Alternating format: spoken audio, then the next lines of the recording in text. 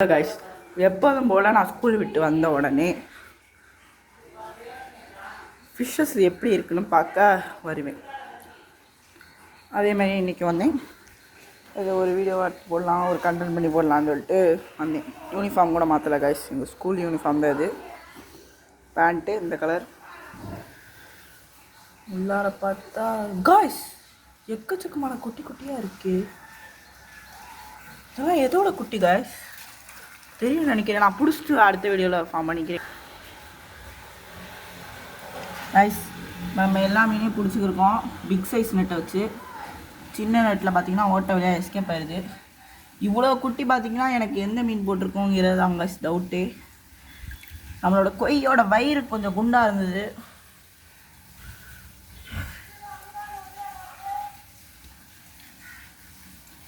எல்லா இடத்துலையும் நம்ம இப்போ தேடி பார்ப்போம். இன்னும் நிறையா குட்டி இருந்துச்சு காய்ஸ், நான் பார்த்தேன். காய்ஸ் கஷ்டப்பட்டு நம்ம அங்கிட்டு ப்ரீடிங் போட்டா இங்கிட்டு எவன் குட்டி போட்டானே தெரியல.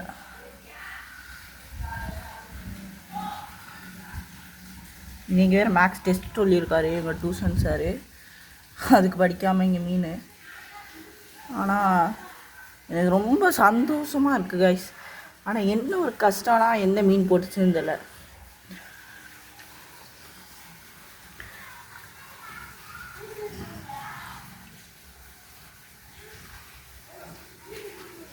சரி, இந்த பேட்ச் பார்த்திங்கன்னா அப்படியே தனியாக கொஞ்சமாக தண்ணி ஃபில்ட்ரு பண்ணி எடுத்துகிட்டு கொஞ்சமாக தண்ணியை குறைச்சிட்டு இந்த பேட்சை பார்த்திங்கன்னா எடுத்து வச்சலாம். கரெக்டாக ஒரு 20க்கு மேலே இதில் இருக்குது. 20க்கு மேலே உங்களுக்கு கேமராவில் பார்த்தாலே தெரியும். இப்போ இன்னொரு பேட்ச் குட்டிக்கு பார்த்திங்கன்னா அதே மாதிரி இன்னொரு டப்பா எடுத்துக்கிட்டேன். இதுக்கு நம்ம கீழே உள்ள டேங்க் தான் கொடுக்கலான்னு இருக்கேன். இவ்வளோ குட்டி எப்படி காய்ஸ், எனக்கு சத்தியமாக இதை அதை நினச்சி சந்தோஷப்படுறதா இல்லை ஆச்சரியப்படுறதா சத்தியமாக எனக்கு ஒன்றுமே புரியல. என்ன நடக்குதுன்னே தெரில. இப்போ தான் நீங்கள் நிறையா இருந்தது எங்கே ஊற்றுங்களே. அப்படியே கொட்டா மொக்கெல்லாம் நான் வாரி பார்த்தேன்.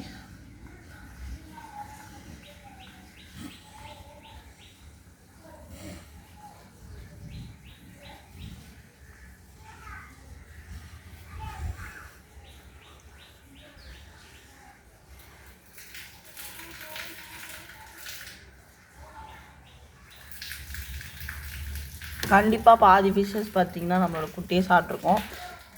டவுட்டை கிளியர் பண்ணுறதுக்காக நம்ம கொய்யை பிடிச்சி பார்த்துடலாம், குண்டாக இருந்த கொய்யா அப்படின்னு சொல்லிட்டு பிடிக்க ட்ரை பண்ணேன். ஆனால் நம்மளோட கப்பியோட வயிறு பார்த்திங்கன்னா, மேல் கப்பியோட வயிறு பார்த்திங்கன்னா நேற்று மட்டும் என்னன்னு தெரியல ரொம்ப ரொம்ப குண்டாக இருந்தது காய்ஸ். சரி ஃபுட்டு சாப்பிட்டு தான் எப்படியா இருக்குன்னு பார்த்தா மேல் கப்பி எனக்கு எப்படி குட்டி போடுங்கிற ஒரு சந்தேகம் நிறையா இருந்துச்சு.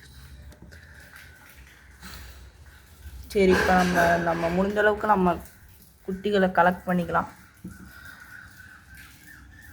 இவ்வளோ நேரம் அந்த குட்டியை திடீர்னு காணோம், நிறையா இருந்துச்சு. நான் பெரிய நெட்டை வச்சே பிடிச்சிக்கலாம். நம்மளோட சின்ன நெட்டை வச்சு பிடிச்சோன்னா ஒன்றுமே மாட்டல.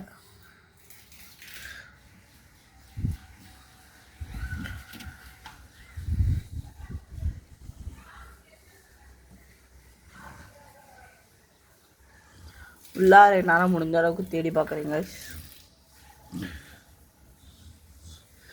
இப்போதான் குட்டி பார்த்தேன். ஒன்று ஒன்று ஒயிட் பிளாக் நிறையா டிஃப்ரெண்ட் கலரில் இருக்கனால தான் டவுட்டாக இருக்குது.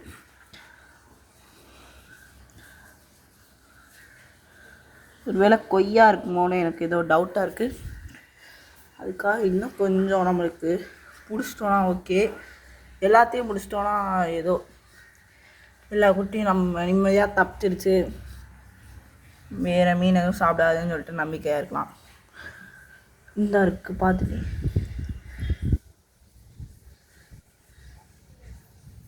2 குட்டி வந்துருச்சு கைஸ். அள்ளினாலே கிடைக்கிது கைஸ். அப்போ இன்னும் கிடைக்கும் போல், உள்ளார கிடக்கும் போல். உங்களுக்கு தெரியும் தான் நினைக்கிறேன், கண்டிப்பாக தெரியும்.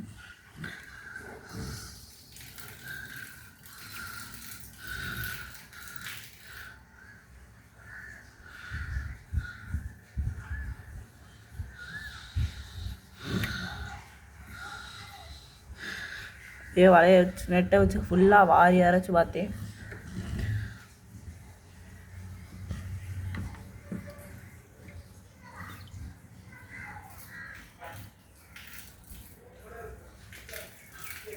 காய்ச்சியுமே கொய் நம்ம செப்பரேட்டாக தான் வைக்கணும் போல்.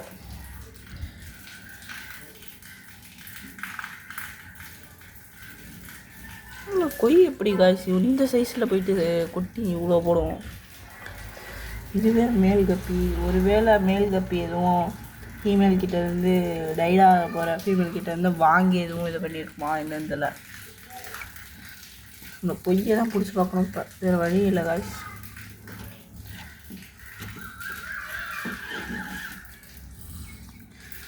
ஆமாம் காய்ஸ், லைட்டாக ஸ்லிம்மாக இருக்க மாதிரி தான் தெரியுது ஃபிஷ். இல்லை அதே மாதிரி தான் இருக்குது, கொஞ்சம் ஸ்லிம்மாக இருக்குது. இப்போ இது இன்னும் குட்டி போடுமா இல்லை இன்னும் கதைனே தெரியல காய்ஸ். சத்தியமாக எனக்கு ஒன்றுமே புரியல. நான் போய் அதுவும் இந்த சைஸில் சான்ஸ் இருக்க வாய்ப்பே இல்லை. எப்படி சத்தியமாக ஒன்றுமே புரியல. பிடிச்ச வரைக்கும் லாபம் தேடி பார்க்கலாம் அப்படின்னு சொல்லிட்டு பிடிச்சது எல்லாத்தையும் சேகரிச்சுக்கிட்டேன். இதிலேருந்து ரெண்டத்தையும் தண்ணியை லைட்டாக குறைச்சிக்கிட்டேன் டப்பாலேருந்து.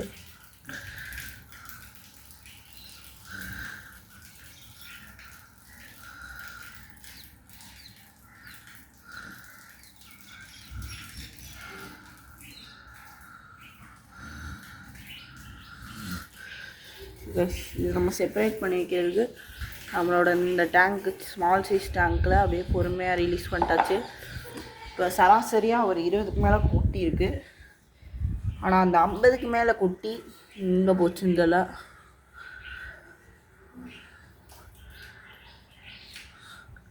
ஃபஸ்ட்டே நெட்டை போட்டிருந்தோன்னா நம்மளுக்கு எக்ஸ்ட்ரா கிடச்சிருக்கும் காய்ச்சி. எக்ஸ்ட்ராவா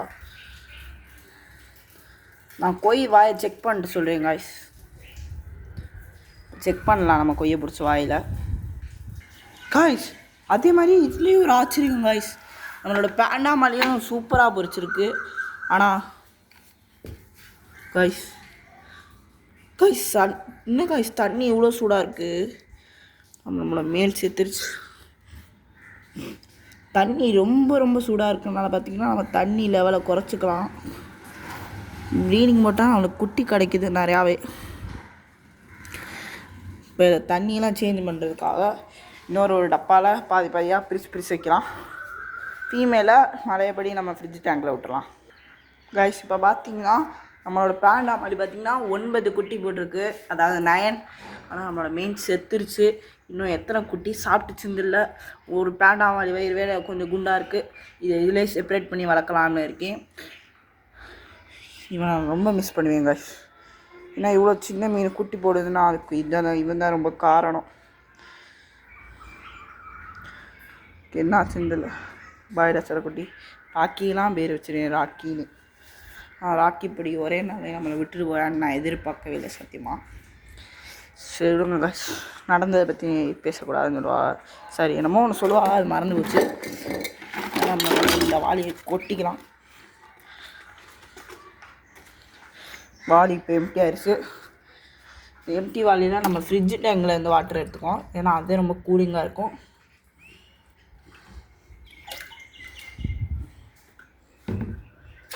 கொஞ்சம் கூட ஊற்றிக்கலாம் வாட்டர், இன்னும் கொஞ்சம் ஊற்றிக்கலாம் டேங்க்குள்ளாரே.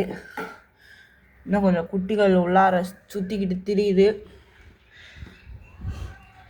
மாட்டுச்சுன்னா பிடிச்சி விடலாங்க. அது வரைக்கும் இதுக்குள்ளாரே ஜாலியாக சுற்றி இருக்கட்டும் அப்படின்னு சொல்லிட்டு விட்டுட்டேன். கஷ் பார்த்துட்டேன். இந்தா இங்கே ஒருத்தர் இருக்கானா கைஸ். இவ்வளோதான் நான் பார்த்து தான் சொல்கிறது. அவனே விட்டுட்டேன். இப்போ திரும்பவும் நல்லா ஒரு நல்லா உத்து பார்த்தேன் கைஸ். எதுவும் கிடைக்கல. ஆனால் அப்படி ஒரே நாளில் சத்தியமாக இதுலேருந்து ஒரு நிமிஷம் ஆக வைக்க மாட்டேன். இங்கே பாருங்க காய்ஸ், சத்தியமாக எனக்கு ஒரே ஆச்சரியந்தேன். ரொம்ப ரொம்ப ஆச்சரியந்தேன். இந்த தண்ணி கொஞ்சம் கூலிங்காக தான் இருக்குது. நம்மளோட ஃபிஷ்ஷஸ்லாம் விட்ருக்கோம். இப்போ இதில் உள்ள கொஞ்சம் கொஞ்சம் மீனையும் தனித்தனியாக செப்பரேட் பண்ணி விட்டுறலாம். அப்படியே ரிலீஸ் பண்ணி குட்டியை மட்டும் எடுக்கிற மாதிரி பார்த்துக்கலாம். இதில் ஒரே ஒரு கருப்பு குட்டி மட்டும் வந்திருக்கு, எப்படின்னு இல்லை.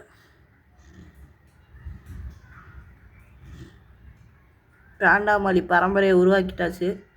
ஆனால் அதோட இந்த குட்டி போட்டதோட அம்மா இருக்குது பார்த்தீங்களா, அதோட அம்மா மொத்தம் 47 குட்டி போட்டுச்சு. கிட்டத்தட்ட 50 போட்டுச்சு. அதில் 5 குட்டி இறந்துச்சு. இப்போ இந்த குட்டியை நம்ம எடுத்து வச்ச டப்பாவில் அப்படியே விட்டுறலாம்.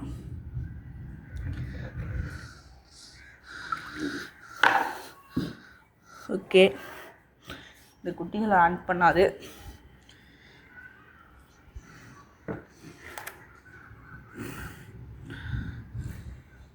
இப்போ இதை வடிகட்டி எடுத்துக்கலாம் அந்த ஃபிஷ்ஷஸை. இப்போ இதில் போட்டாச்சு குட்டிலாம் தேடி கண்டுபிடிச்சி. பார்த்தீங்கன்னாலே ஒரு மணிக்கே தெரியும். ப்ரோ இவ்வளோ குட்டி உங்கள்கிட்ட மட்டும் எப்படி ப்ரோ பொதிக்குது?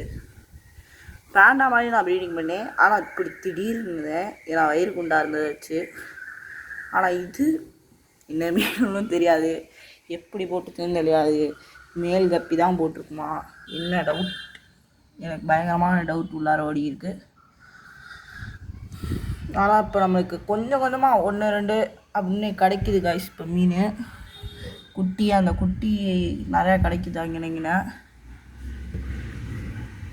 நானும் முடிஞ்ச அளவுக்கு கிடைக்கிறதெல்லாம் கலெக்ட் பண்ணிக்கிட்டே இருக்கேன்.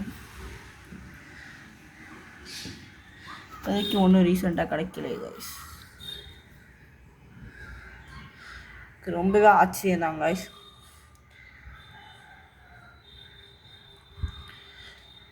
இதுக்கெல்லாம் பாண்டில் இடம் கொடுத்துட்டு எல்லா குட்டியும் இதில் விட்டுலாமான்னு எனக்கு ஒரு டவுட் இருக்குது.